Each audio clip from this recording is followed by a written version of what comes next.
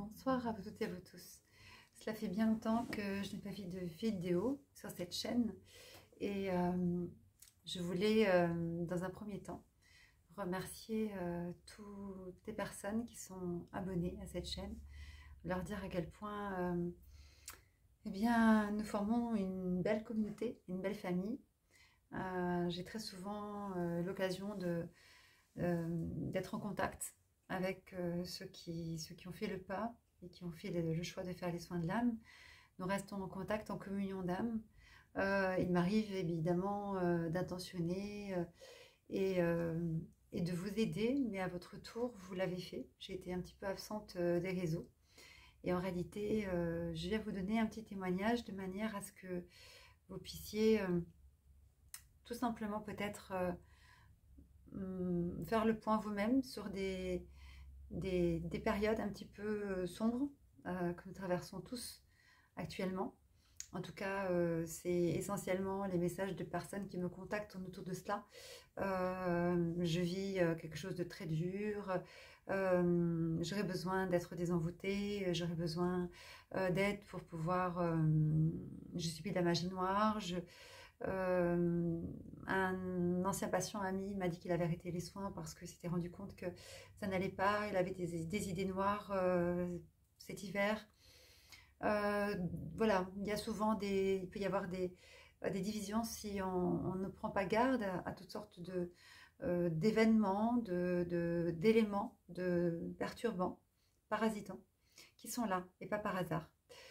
En ce qui me concerne, à peu près mois de décembre, début décembre, jusqu'à il y a très peu de temps, ça a été un peu une descente aux enfers pour moi, sur le plan de la santé, c'est-à-dire que je me sentais comme vidée de mon énergie vitale. Alors j'ai la chance, moi, d'avoir fait une rencontre extraordinaire, et c'est donc une femme que j'ai rencontrée, je l'appelle ma sœur africaine, qui est chamane, qui est de Côte d'Ivoire, et qui, lorsqu'elle avait 5 ans, elle est dans la brousse et les plantes lui parlaient, et elle a réussi à guérir sa grand-mère, et le marabout d'ailleurs regardait ça d'un œil bizarre. Donc son père avait dû mentir en disant non, non, c'est suite aux soins que tu as fait que ma mère va mieux, en parlant de la grand-mère de cette amie. Il l'a protégée, et puis ensuite, en grandissant, elle a tout simplement pris la place de ce marabout, et puis elle est partie. Et aujourd'hui, elle est entre Paris et la Côte d'Ivoire, où elle va évidemment régulièrement. C'est un peu un être qui veille sur moi, comme certaines personnes aussi peuvent le faire, et réciproquement. Alors mon âme très certainement choisit de vivre dans cette vie, soit pour vivre une réparation, parce qu'on n'est pas tous blancs ou noirs, on peut être l'un et l'autre, voire gris. En tout cas, je l'ai rencontré dans la mesure où il y a à peu près 13 ans de cela. Et bien, un homme étant revenu dans ma vie, étant suivi à l'époque par mon ami ostéopathe, qui fait partie de ma traversée et de mon histoire, pour ceux qui la connaissent et qui ont écouté mes vidéos et l'histoire de mes soins, m'avait dit, mais on travaille sur tes lignes de vie. J'ai été mariée à une femme qui pratiquait de la magie noire, là il y a quelque chose qui se passe. Moi, c'était complètement quelque chose dont j'avais entendu parler, et j'ai fait d'ailleurs des vidéos à ce sujet. Et évidemment que j'ai su ensuite déceler chez certaines personnes, mais de là à l'entendre à ce point-là, c'est-à-dire que ma vie était en danger, ça m'a laissé un peu enfin, j'étais désemparée. Et à ce moment-là, alors qu'il me dit, mais je ne sais pas quoi faire, Corto, en réalité, eh bien, il y a une carte de visite d'une personne qui un jour m'avait acheté un collier en émeraude qui passe devant mon nez. Et comme à l'époque, je ne croyais plus au hasard, hein, le hasard qui vient la racine est arabe et ça signifie donc chance. Cette dame m'avait tendu sa carte de visite. Elle était voyante, la voyance c'était pas trop mon truc, donc je m'étais dit bon je garde, je prends, mais... Et au moment où cet ami ostéopathe, Jacques, me dit mais on travaille sur tes lignes de vie, je ne sais pas ce que je peux faire pour toi, c'est pas du vaudou, c'est vraiment plus costaud. Enfin, cette carte passe, et du coup, je me dis, allez, je l'appelle. Après, je me dis, mais pourquoi est-ce que j'appellerais une voyante? Enfin, et en réalité, elle m'a dit, j'attendais votre appel parce que elle m'a raconté son histoire, et elle était descendue vraiment aux enfers, en quelque sorte, après avoir fait des stages chamaniques en Afrique noire, et elle s'était retrouvée prise au piège par ce marabout qui... on va dire, qui lui avait dit tu es à moi. Et elle avait passé 7 ans de dégringolade, en rencontrant des hommes de plus en plus violents, jusqu'au dernier qui lui a dit mais tu es maudite, et regarde tous les hommes que tu as rencontrés sont maudits. Et là, elle a vu cette image. Et une de ses amies, parce qu'elle était descendue bien bas, elle était très très médiatisée, elle avait la garde de son enfant, au début, après elle ne l'avait plus, elle avait des patients, une patientèle, après, en tout cas une clientèle, après elle ne l'avait plus. Elle faisait des émissions et médiatisées, et après elle ne le faisait plus. Elle a dit, mais écoute, je connais quelqu'un, va la voir. Et c'est ce nom qu'elle m'a donné quand je l'ai appelée. Elle m'a dit, mais je savais quand je vous ai acheté ce bijou, j'ai entendu que vous alliez avoir besoin des services de cette africaine. Et du coup, j'ai découvert ma sœur africaine, qui est une si belle femme, dans tous les sens du terme, et qui passe son temps à prier, à faire des rituels, avec beaucoup, beaucoup de force. Et qui, à l'époque, m'a dit, voilà, il se passe ça, ça et ça, il faut te protéger de ça, ça et ça, ainsi que tes filles. La femme d'un tel fait ça, ça, ça et ça comme travail. Et en réalité, j'étais en train je perdais 1 kilo pratiquement par semaine. Enfin, j'étais l'ombre un peu de moi-même. Et je suis tout doucement rentrée dans ce monde-là, à petits pas, en me disant que de toute façon, voilà, c'était quelque chose que je ne comprenais pas pourquoi je le vivais d'ailleurs. Et, et pour la petite histoire, je reviendrai après. Eh bien, cet homme est revenu vers moi. Je lui ai expliqué ce qui s'est passé. Il est même allé voir cette chamane avec moi à Paris, qui lui a expliqué ce qui se passait. Donc, il a eu la possibilité d'être libéré du joug on va dire, de sa femme de l'époque. Et c'est ce que je voulais, qu'il puisse aimer en toute liberté, puisqu'il était sous la coupe de cette femme. Et quand cette amie africaine m'a dit bon, bah alors maintenant vous allez vivre ensemble, j'ai dit mais moi je veux juste qu'il fasse le choix de m'aimer, et ce n'est pas forcément si simple. Et pour X raisons, il est reparti à l'étranger. Et tout doucement, il est revenu auprès de sa femme. Et en réalité, il a continué à vivre. Comme il m'a dit plus tard, je doutais. Parce qu'elle disait aussi que tu faisais de la magie noire. Je doutais, je ne savais pas qui croire. Et pourtant, il avait vu cette chamane. Et pourtant, elle lui avait dit des choses que lui seul pouvait savoir. Et pourtant, il est retombé, on va dire, dans une forme de prison, de coupe, en quelque sorte. Donc, ça n'a pas changé vraiment son destin, en réalité. Et ça, j'en parle parce que je reviendrai un petit peu dessus après. Une autre fois, j'ai rencontré un autre homme il y a à peu près 7 ans, une autre session, dirons-nous, de magie noire, toujours d'une dernière épouse en tout cas, qui elle par contre par culpabilité avait expliqué ce qui s'était passé, et dont les enfants ne voulaient pas entendre, enfin histoire que ses enfants ne voulaient pas entendre, donc qu'il n'y ait, elle qui voulait absolument en parler, parce qu'elle avait vu un marabout en Afrique, et parce qu'elle voulait récupérer son mari à tout prix, ça voulait dire, ex-mari en tout cas, ça voulait dire, y compris que les femmes qui étaient susceptibles de vivre avec lui, eh bien, mouraient, ainsi que sa descendance. J'ai appris à travers des soins que j'ai pu donner à une femme avec qui il avait vécu et qui avait failli mourir enceinte. Qu'en effet, c'est là que j'ai compris, j'ai entendu pour la première fois qu'il y avait eu cette magie qui me touchait. Encore une fois, je ne me sentais pas bien, je voyais qu'il y avait des choses. Et là, bon, par contre, cet homme a entendu et a compris que ça se rejouait. Et donc, cette amie africaine m'a à nouveau aidée. Je me suis dit, mais c'est un truc de malade, quoi. Enfin, je ne vais pas réussir à vivre quelque chose de sain. Il y a quand même des choses qui sont lourdes, c'est incroyable. Donc ça, vous voyez qu'en réalité, après, cela m'a quand même servi pour pouvoir comprendre à quel point les idées qui sont du genre oui mais de toute façon si tu y crois ça va arriver, oui mais à force d'y penser ça va, tu vas le vivre. Quand il y a un rituel qui est fait, il est fait, et on a beau penser à cela ou à autre chose, il est fait. Et très souvent d'ailleurs on ne se rend pas bien compte à quel point on peut être parasité, à quel point il y a des blocages, à quel point certaines personnes font de la magie noire et ont pignon sur rue.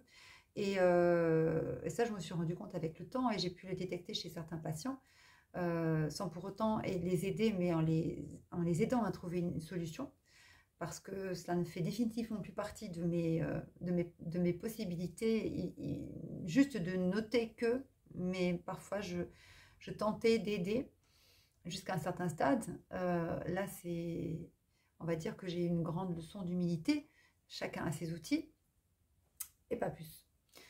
Dans ce qui s'est passé ces derniers mois, à savoir que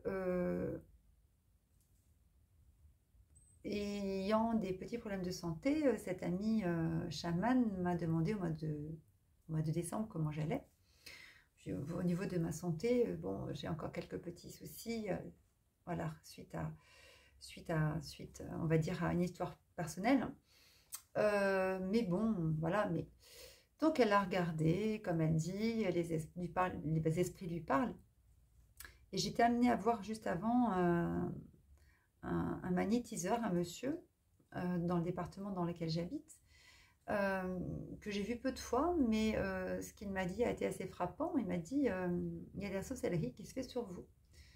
Bon, il y a des êtres jaloux, des femmes jalouses. Bon, lui, ça y est, ça recommence. Bon, j'ai mis ça de côté de mon esprit, et puis j'en ai parlé donc à cette amie chamane qui m'a dit, mais c'est clair, il y a un démon autour de toi. Il ne peut pas t'approcher parce que tu as une grande protection, mais il est là pour te parasiter, pour te couper des êtres, c'est-à-dire de manière à prendre comme ton énergie, ton apparence, et faire que si tu dis des choses gentilles comme elle disait, eh bien elles les entendent comme des choses méchantes. Si tu dis des choses méchantes, elles sont entendues comme des choses vraiment très méchantes. Donc il y a des personnes en Afrique comme ça qui sont exclues de leur famille et puis de la tribu, et elle sait totalement que ce sont des personnes qui sont victimes de la sorcellerie, et donc elle les aide, elle nettoie cela et réintègre la tribu, la famille. C'est-à-dire que le but est d'isoler, le but est de diviser évidemment. Et jusqu'à présent j'avais entendu parler de magie noire, c'est-à-dire évidemment des rituels qui servent à bloquer l'abondance, bloquer l'amour, bloquer l'argent, bloquer toutes sortes de choses en réalité, la santé. Mais la sorcellerie, elle me dit, oula, c'est vraiment autre chose, il faut avoir vraiment l'habitude, c'est vraiment un travail qui se fait à distance. Ce sont des êtres qui ont des capacités à pouvoir voir à travers les yeux d'autres êtres, et qui ont cette capacité en naissant. Et elle me dit, moi quand je vois ça d'ailleurs en Afrique, je coupe ça tout de suite parce que c'est rarement utilisé pour faire du bien, alors qu'a priori c'est plutôt utilisé logiquement, c'est un don ou un outil utilisé plutôt pour pouvoir avoir des informations et faire du bien. Mais c'est tellement détourné, c'est tellement utilisé comme outil de pouvoir que voilà. Bon, donc il peut y avoir des démons comme ça qui viennent, mais c'est pas du tout ça. Là, c'est vraiment un être qui a cette capacité à on va dire, t'approcher comme pour vouloir rentrer en toi, sauf qu'elle ne peut pas rentrer elle ne peut pas, c'est-à-dire rentrer en toi. Mais en tout cas, bon, Et je sentais qu'il y avait des frictions, tout doucement, avec autour de moi, qu'il y avait des paroles qui étaient moins tendres que d'habitude. J'ai commencé à en parler, à expliquer à des personnes autour de moi, personnes issues de ma famille ou amies. Et une amie qui voulait absolument m'offrir un soin depuis très très longtemps avec on va dire un géobiologue. Sauf que je n'avais pas l'impression d'avoir besoin de ce soin et je pensais qu'elle pouvait l'offrir à quelqu'un qui en avait plus besoin. Elle m'a dit, mais là, il faut vraiment que tu contactes cette personne. Et là, je l'ai écouté et ce géobiologue, qui est un homme adorable, m'a aidé et m'a dit, bah, vous savez, voilà, il y a des mémoires, il y a des parasitages, mais il y a un travail d'entité, de sorcellerie à distance, de femmes jalouses, 3 fois. Donc, j'ai pris vraiment rendez-vous avec cette amie chamane et je dis, bon, il va falloir qu'on fasse quelque chose. Elle m'a dit, écoute, voilà, je reviens à Paris à telle période. C'était début février, oui, début février. Et, donc, avant de pouvoir la voir, parce que j'ai pu la voir au téléphone au mois de janvier, il s'est passé facilement une quinzaine de jours. Et là j'ai vécu vraiment des moments terribles parce que j'avais des envies de suicide du matin au soir. Je priais. J'en ai parlé à cette amie géobiologue qui m'a dit, mais ces entités reviennent, je vais les nettoyer, je vais veiller. Il fait des prières auprès de Christ, de Michael, de Marie, chose que je faisais moi-même. Mais je sentais évidemment que ce n'était pas une dépression, que ce n'était pas de moi. Hein. Je voyais défiler toutes sortes de possibilités. Est-ce que je vais me tuer en voiture? Est-ce que je vais me tailler les veines? Donc c'était quelque chose qui était excessivement poignant, qui me prenait aux tripes, qui me mettait par terre, qui me mettait à genoux. C'était vraiment une épreuve. J'étais en état de survie. Et ça passait quand ce géologue nettoyait. Il me disait, mais il faut faire un travail parce que ça reste... Enfin, le nettoyage que je fais ne reste pas. Je dis, oui, mais je vais aller voir quelqu'un. C'est ami chaman. Et quand j'ai commencé à parler de ce qui se jouait, on va dire que chacun s'est emparé un peu de ce démon, en quelque sorte, pour trouver... on va dire, essayer d'en trouver l'origine, donner une forme d'interprétation. Certains ont eu un peu peur, certains m'ont dit, bon, de toute façon, on ne te reconnaît plus, mais j'étais tellement fatiguée, j'étais tellement attaquée, je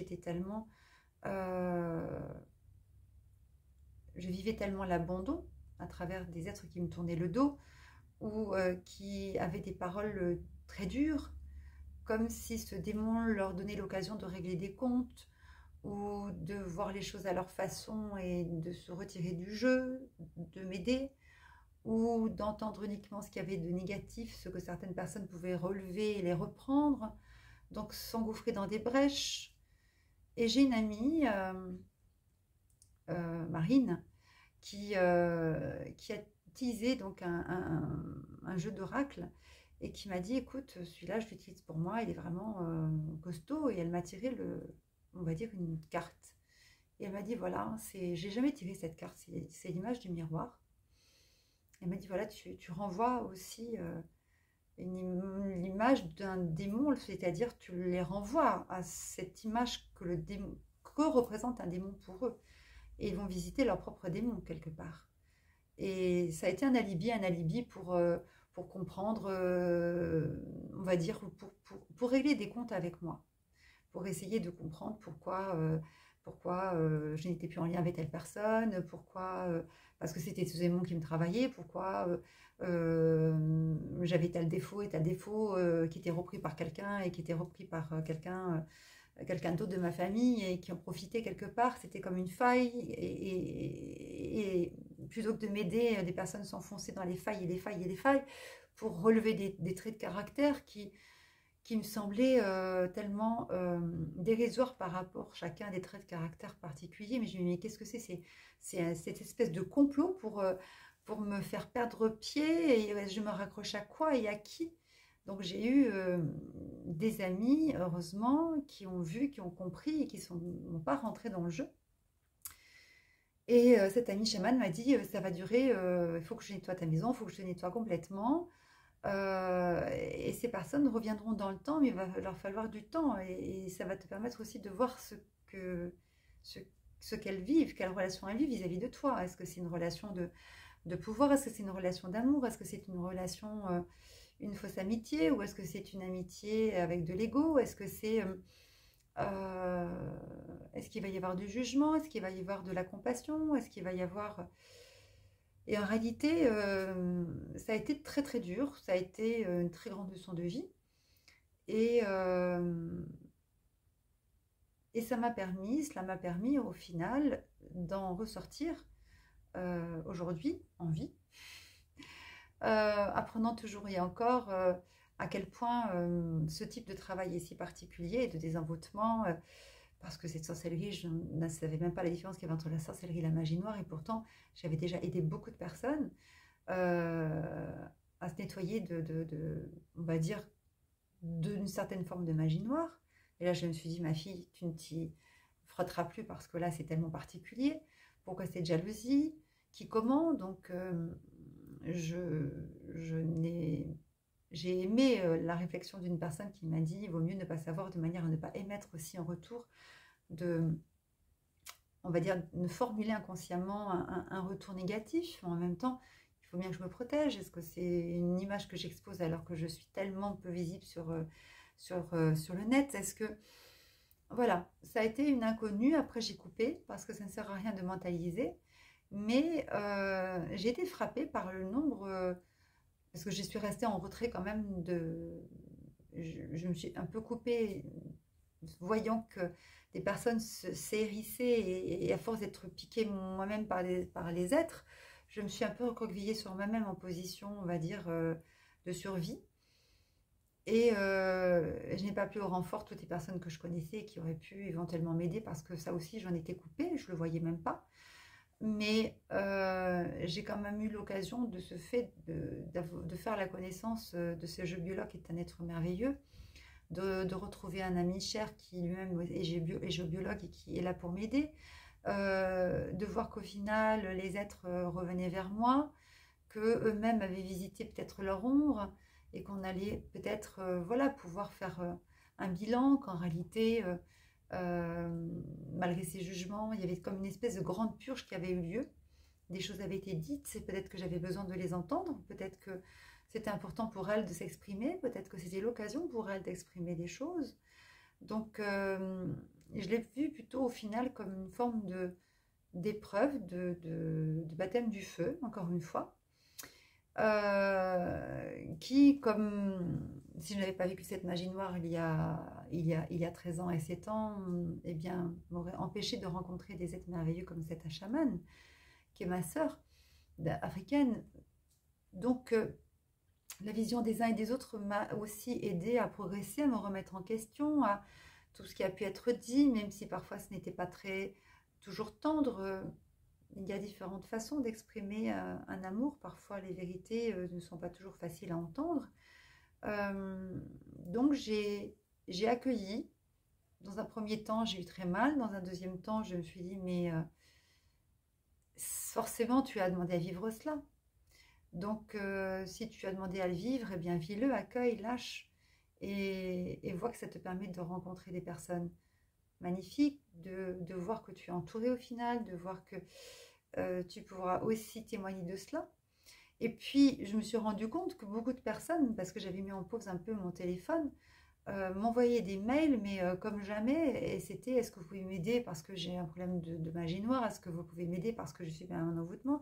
Est-ce que vous pouvez m'aider parce que ceci, cela? Un ami qui, soignant, m'a téléphoné il y a peu, m'a dit j'ai arrêté de faire des soins parce que j'étais tellement parasitée, j'avais des envies de mortifère cet hiver.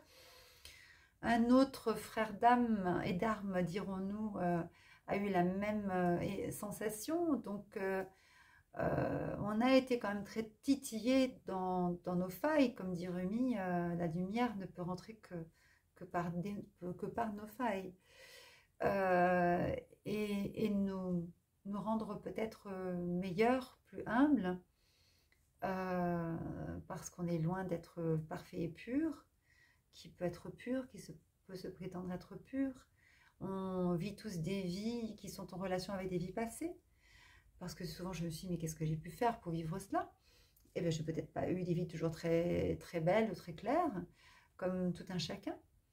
Et, euh, et ça, c'est quelque chose qui, parfois, on oublie que ces parasitages que nous pouvons avoir à certains moments. Bon, là, c'était quand même très, très costaud. Et puis, j'ai eu 3 confirmations. Et puis, bon, ben, je vois à quel point je me sens mieux aujourd'hui. Donc, ce travail a bien fonctionné. La protection a été renforcée. Euh, voilà, il y a du positif. Mais parfois, on ne prête pas trop attention à cela. Mais avec tous les soins de l'âme que je peux faire, ô combien il est fréquent de voir à quel point à quel point les êtres peuvent être parasités par toutes sortes d'énergies complètement invisibles. Évidemment, il y a des énergies qui le sont parce que c'est tellement évident que ça soit communié au milieu de ta figure. Mais il y en a d'autres qui sont tellement subtiles et qui vont nous amener dans des situations où on va être en colère, on va être agressif, on va avoir des envies morbides, alors qu'a priori, on n'est pas du tout là-dedans. J'étais pas du tout déprimée, dépressive. Euh, donc, je me rendais compte que j'avais ces envies mortifères qui arrivaient et qui repartaient quand on m'aidait à me nettoyer de cela en attendant le travail de cette chamane. Euh, donc, ça a été un chemin de croix. Salvateur, je vois toujours la croix comme un arbre de vie. Et, euh, et je voulais remercier tous ceux qui ont pu m'entourer de quelque façon que ce soit, c'est-à-dire en ayant des paroles tendres comme des paroles moins tendres, parce que chacun a quelque chose à, on va dire, une leçon à tirer euh, et peut-être à comprendre dans le temps de sa propre réaction. Peut-être que cela a aidé aussi à nettoyer des choses qu'on ne pouvait pas dire, mais ça a été un prétexte de division. C'est assez clair et net, euh, qui m'a permis d'entendre des choses que des personnes n'auraient jamais osé me dire au niveau de la forme, tant au niveau de la forme que du fond. Donc il fallait être accroché avec, on va dire, la foi, la lumière au bout. Euh, alors il n'est pas simple de savoir se protéger, il n'est pas simple de pouvoir se nettoyer. C'est pas quelque chose qu'on apprend de fait. Et c'est quelque chose maintenant sur lequel je me penche énormément, encore plus, de manière à pouvoir me protéger de ce qui peut se jouer au cours de soins, évidemment d'activer, et ça c'est fait depuis très longtemps, mais de réactiver des protections évidemment pour les personnes qui viennent me voir en soins, parce que c'est vraiment très important de pouvoir, c'est le respect, le premier respect, c'est cela, c'est d'être, de veiller à cela. Et je vais vous mettre en lien une vidéo sous cette vidéo-là qui est un interview sur une chaîne, Rhinance TV, sur laquelle j'ai été interviewée il y a peut-être un peu plus d'1 an. Anatole, qui gère cette chaîne avec son épouse, m'avait demandé donc d'intervenir et j'avais parlé donc tout simplement de mon histoire et des familles d'âmes. Et sur cette même chaîne à laquelle je suis abonnée, j'ai vu une émission consacrée justement à cette magie noire, à cette sorcellerie, à la façon dont nous avons parfois aussi d'entretenir. Est-ce qu'on n'entretient pas des choses qui sont dénouées ou coupées? Je dis bien qui sont dénouées et coupées. Nous-mêmes, à force de penser, repenser, rabâcher, quand c'est fini, on tourne la page. Et voilà, je parle de cela comme étant une expérience de vie, toujours en ayant évidemment à l'esprit que cela peut aider, puisque j'ai entendu beaucoup de personnes qui ont vécu de façon assez similaire ce que moi j'ai pu vivre, donc je pense qu'il y a quand même eu des assauts particuliers là, ces 2 derniers mois en particulier, sans forcément que ce soit typiquement de la sorcellerie, mais on va dire que le sombre s'acharne particulièrement autour de nous et en nous, en chacun de nous. Le but étant évidemment à chaque fois de revenir encore plus dans la lumière, avec encore plus de force, plus de foi, plus d'outils, plus de compréhension, plus d'humilité, euh, plus de pardon, plus d'amour, plus de compassion. Donc merci. C'était un grand merci en réalité à tous ceux qui ont participé à cette aventure où j'ai dû me battre pour rester en vie. Mais belle aventure parce que je l'ai très certainement souhaité et, et on ne nous amène à vivre que des situations que l'on peut réellement supporter. Donc souvent, vraiment, on a tendance à dire mais pourquoi, mais parce qu'on a nettoyé notre karma, parce que c'est difficile de le faire pour soi, parce que grâce à une amie chère, voilà, qui a pu rencontrer des personnes qui travaillent et qui sont dans le don et qui désenvoûtent aussi. Ce travail peut être fait sur soi et ça c'est magnifique. Quand on tombe malade, en réalité, on se met à rechercher toutes sortes de personnes et on fait des rencontres merveilleuses et fabuleuses. Donc la maladie, c'est simplement le mal qui dit, c'est simplement l'âme qui exprime au corps quelque chose. Donc c'est toujours pour nous faire grandir, c'est jamais pour te dire mais je suis maudite, j'ai fait ma victime dans mon coin. Non, non, parce que forcément c'est un message et un signal de l'univers qui nous est adressé à nous à comprendre ce que l'on a à entendre.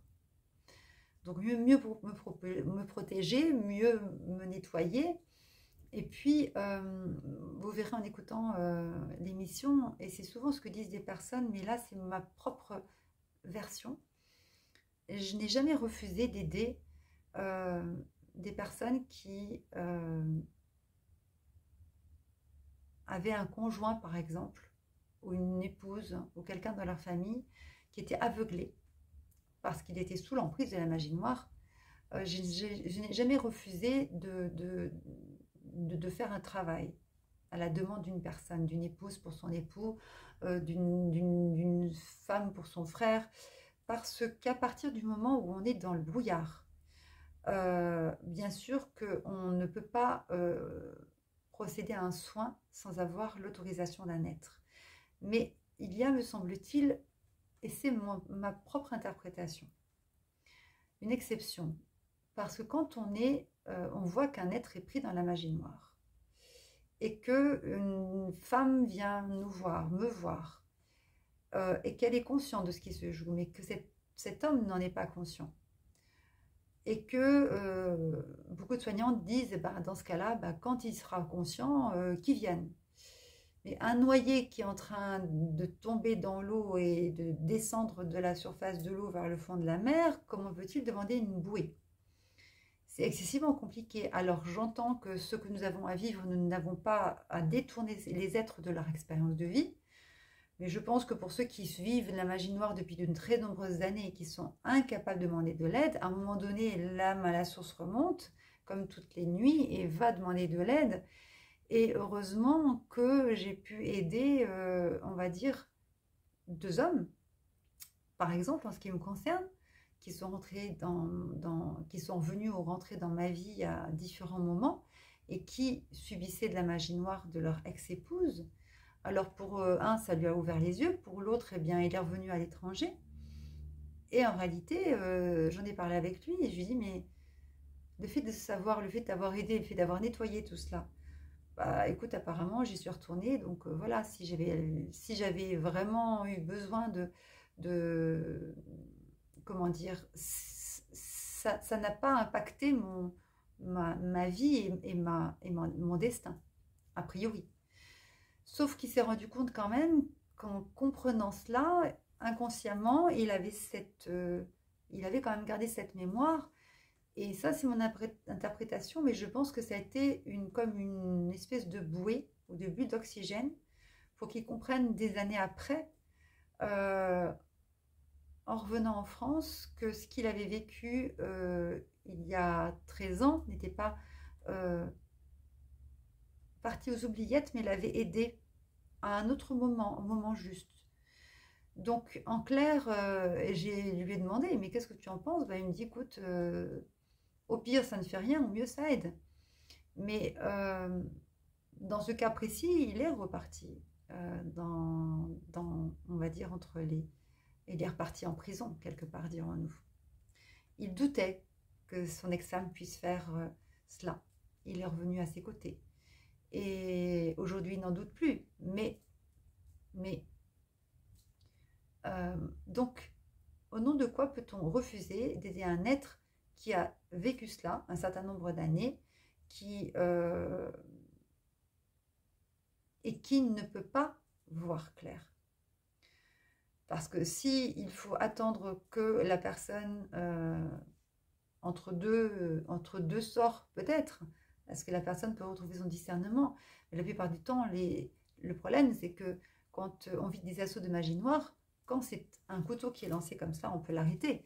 Quand il y a la magie noire qui a été faite à un moment donné, ok. Quand c'est de la magie noire qui est répétée, il faut nettoyer. Et les êtres sont régulièrement dans le brouillard, j'ai dit dans le coltard, mais dans le brouillard. Comment les aider à discerner et à retrouver, on va dire, une forme de liberté pour sortir des griffes de ceux qui les manipulent, parce que ce n'est que de la manipulation énergétique. En ce sens, je trouve que c'est quand même très dur que de dire il en doit en faire la demande lui. C'est en ce sens que c'est vraiment pour moi une exception, et en effet, les personnes les ont vécues. Je pense qu'au bout d'un certain temps, avant qu'elles n'en meurent, il serait peut-être intéressant et important de pouvoir les éclairer en faisant un travail sur elles. Alors, déjà, en faisant un travail sur soi, on change, mais ceux qui sont vraiment prisonniers, il n'y a pas d'autre terme, comment peuvent-ils avoir tout à coup cette clarté et ce discernement pour demander de l'aide? Donc, leur refuser, pour moi, je trouve que c'est une forme de non-assistance à personne en danger, à partir du moment où ils ont vécu cette expérience et où après, avec ce discernement, ils peuvent se dire d'accord. Donc j'ai vécu ça, donc cet être que j'aimais pouvait être capable de faire cela. Et oui, et ça n'empêche pas qu'ils l'ont vécu. On ne touche pas atteinte à leur destin ou à leur karma. On ne les empêche pas de le vivre, ils le vivent. Mais ils vivent peut-être moins longtemps. En tout cas, ça leur permet d'avoir la possibilité de choisir entre je n'y crois pas, maintenant que je vois les choses, tu m'en parles, très bien, j'entends, bah, j'y retourne, ou alors j'en sors. Et ça, j'ai vécu les deux scénarios d'hommes qui ont au final récupéré une forme de liberté, l'un directement, tout de suite parce qu'il a accepté de faire un travail, l'autre parce que ce n'était pas le moment, mais le travail qui avait été fait lui a servi de bras de levier quelque part à un moment donné, il a éclairé un moment de sa vie où il en avait besoin. Et c'est toujours quand même un coup de pouce. Et ça, c'est vraiment important, que l'on reste tous soudés les uns et les autres, en se posant parfois, en se posant toujours la question de savoir ce qui est juste et ce qui ne l'est pas. Si regardez quelqu'un qui s'enlise alors qu'il ne sait pas qu'il s'enlise, est-ce que c'est grave de lui dire tu t'enlises? Non, je ne m'enlise pas, mais est-ce que je te sors de là? Est-ce que tu vois que ça marée sa langue, que tu es en train de t'enliser? Ah bah oui, en effet, maintenant que tu me le dis, ou alors pas du tout et j'y retourne. Ça, après, c'est le libre arbitre de chacun qui fait que. Mais je connais des personnes qui sont venues vers leur geôlier ou vers leur geôlière, et j'en connais qui en sont sortis et qui en ont tiré des conclusions. Donc, je ne pense pas que l'on puisse quelque part violer le libre arbitre d'un être si on lui apporte une forme de discernement. C'est comme une bulle d'oxygène, c'est comme quelque part une clarté, à lui à en faire ce qu'il a à en faire de cette clarté, de ce discernement, de cette information, de cette capacité à un moment donné de prendre du recul et à voir. Parfois ça peut être tellement destructeur que de voir la vérité, que des personnes préfèrent revenir auprès de leur bourreau, entre guillemets. Alors parfois il y a des têtes karmiques, hein, j'en vois peut-être un terme un peu trop fort, mais bourreau dans la mesure où ils sont enfermés et on peut tout faire avec la magie noire. On peut, malheureusement, et la sorcellerie, euh, des êtres peuvent attacher, faire aimer de force, récupérer toutes sortes de choses, que ce soit de l'argent, que ce soit un amour, même s'il est factice. Et ô combien il est important de se souvenir à quel point l'amour est un choix. Donc entraver ces lois de l'univers, c'est terrible. Donc, on a tous besoin de vivre des expériences. Il est clair que nous n'avons pas à nous substituer à qui que ce soit, mais nous avons parfois, me semble-t-il, des coups de pouce à donner. Pas systématiquement forcément, mais quand on voit vraiment qu'il y a quelque chose qui dure, qu'il y a une souffrance, une blessure, et une dignité fortement atteinte, et que toute une famille en souffre, pour en avoir vu certains qui en sont libérés et qui aident les autres aujourd'hui, je trouve que voilà, c'est la réserve que j'amène, que j'apporte. Mais je pose cette vidéo dans une chaîne, donc j'adore l'interactivité et il est très important aussi que vous me donniez votre retour, sachant qu'en effet, notre karma nous appartient et que nous ne sommes pas là pour intervenir de façon intrusive. Et là, j'essaie d'apporter une nuance et d'expliquer bien que pour moi, ce n'est pas une intrusion dans la mesure où on redonne une forme de liberté et ces êtres font ce qu'ils veulent de cette liberté. Et certains reviennent vers le sombre, mais c'est leur choix. Et on aura tendu une bouée. Si après ils veulent percer la bouée et recouler, ça les concerne. Mais il y en a qui disent merci, parce qu'en réalité, et on vient parfois pour aider, ça aussi, il faut l'entendre. On vient pour vivre des choses, on vient aussi pour aider des êtres qui sont dans ce flot, et bien qu'ils n'en soient pas conscients. Donc, je serai un peu plus mesurée. Mais cette interview sur Yance TV est pour moi très très enrichissante. Donc je vous mets le lien en dessous de cette vidéo et je vous laisse l'écouter si cela vous parle. Voilà, on vit des moments mouvementés. Ma dernière vidéo portait d'ailleurs là-dessus, sur cette grande déciveuse et sur ce claquement de doigts qui faisait que. Eh bien, voilà cette expérience. Voilà pourquoi j'ai été un peu plus discrète, dirons-nous. Et les lives vont reprendre, les vidéos aussi. Et je voulais vraiment remercier tous ceux qui ont pris de mes nouvelles, qui se sont inquiétés, qui ont prié pour moi, parce que tout compte, toute intention d'amour compte. Et dire à tous ceux qui ont pu participer à cette aventure que je les aime, parce que tout était juste en réalité, et que c'est une expérience riche et forte pour moi comme pour eux. Et je sais qu'ils en tirent un enseignement aujourd'hui.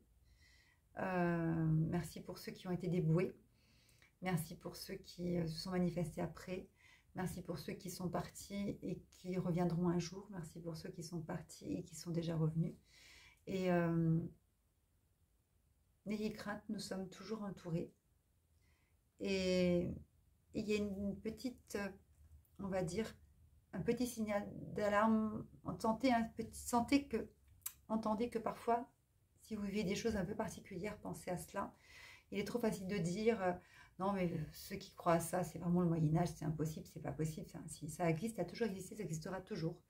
Et il est aussi dangereux de voir le mal partout que de le voir nulle part, parce que du coup, eh bien, on ne s'attarde pas sur ce genre de parasitage très fréquent, très très fréquent, et pas seulement en Afrique, pas seulement en Afrique du Nord. Maintenant, aujourd'hui, partout dans le monde. Donc, j'ai déjà fait une vidéo sur ces sujets, mais là, j'ai vécu une expérience un peu particulière et je voulais aussi exprimer à quel point ce que j'ai vécu a fait écho à ce que d'autres êtres vivaient, mais en telle quantité que ça m'a paru important d'en parler pour peut-être éclairer un chemin de vie qui a pu être le vôtre ou qui sera le vôtre. Parce que, voilà, actuellement, nous avons tous à vivre à des moments particuliers des étapes, parce qu'on nous fait franchir des caps. Et c'est pour ouvrir notre cœur, et évidemment, non pas le fermer, pour être dans la gratitude, parce que ce sont des leçons de vie qui valent de l'or. Et retrouver la vie et la santé, c'est quelque chose de merveilleux. Tout ça parce que nous formons une grande famille, une communauté d'êtres qui nous protégeons les uns les autres, qui sommes en contact et en lien les uns les autres, avec des liens invisibles mais tellement réels et tangibles. Et merci encore 1000 fois pour votre attention, vos intentions, vos questions, vos questionnements, votre bienveillance. Et je vous dis à très vite pour une autre vidéo sur un autre sujet. À bientôt.